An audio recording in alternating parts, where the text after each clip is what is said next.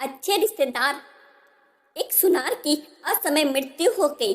उसकी शादी हो चुकी थी और उसे एक छोटा बेटा भी था। उसका बेटा कुछ 7-8 साल का होगा। सुनार के गुजर जाने के बाद उसकी सेविंग्स के सहारे इन दोनों ने कुछ साल बिताए। सेविंग खत्म होने पर सुनार की पत्नी ने अपने संभाल के रखे हुए गहने की पोटली अपने बेटे को दी और उसे अपने एक रिश्तेदार का पता बताया और कहा कि हमारे ये रिश्तेदार भी सुनार है, इसलिए वह हमारा भला चाहेंगे और हमें इन गहनों के बदले सही और उचित दाम देंगे। तुम उनके पास जाओ और इन्हें बेच के आओ। बेटा माँ के समझाए अनुसार अपने रिश्तेदार सुनार के दुकान पर पहुंच गया।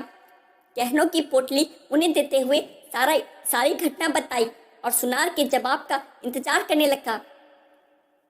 रिश्तेदार सुनार ने थोड़ी देर तक गहनों का अच्छी तरह से निरीक्षण किया और उन्हें वापस पोटली में रख दिया। उन्होंने लड़के से कहा कि अभी इनका दाम अच्छा नहीं मिलेगा, एक काम करो, इन्हें तुम वापस घर पर अपनी माँ को दे आओ और जब इनका सही दाम होगा तब मैं इन्हें बिकवा दूंगा। रही तुम्हारे खर्चे की बात तो तुम मेरे यहाँ पर मदद करने आ जाओ। तुम्हारे पढ़ाई का और घर का खर्चा मैं संभाल लूंगा। लड़के ने उस दिन के बाद कई सालों तक अपने रिश्तेदार सुनार के यहाँ काम किया और साथ में पढ़ाई भी की। यहाँ पर काम करते करते वह सारा काम भी सीख गया और सोने चांदी को परखना भी। एक दिन सुनार ने लड़के से कहा, अब सही दाम है, इसलिए तुम वह गहने की पोटली लेकर आओ। लड़के ने घर जाकर अपनी माँ से वह गहनों की पोटली मांगी। क्योंकि वह अब सोने चांदी को अच्छे से परखना जानता था, इसलिए उसने एक बार तसल्ली के लिए गहने पोटली से निकाल कर देखे। उसे बहुत आश्चर्य हुआ क्योंकि सारे के सारे गहने नकली थे। वह निराश होकर सुनार की दुकान पर पहुंचा। उसने जाते ही सुनार से प्रश्न किया, आपने मुझे तभी क्यों नहीं बताया कि गहने नकली हैं?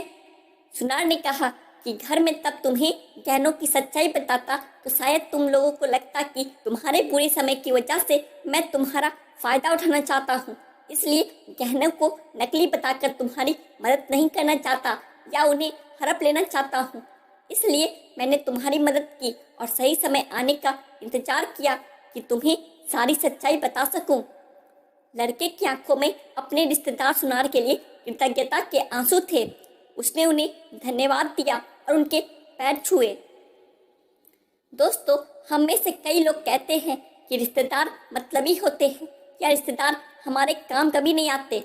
माना कि सभी रिश्तेदार सुनार की तरह नहीं होते, लेकिन सभी रिश्तेदार मतलबी भी नहीं होते। हम अपने रिश्तेदारों के लिए खुद अच्छे रिश्तेदार बनेंगे, तभी तो हमें दूसरों से भी अच्छाई मिलेगी। आशा करता हूँ मित्रों, कहानी आपको पसंद आई होगी।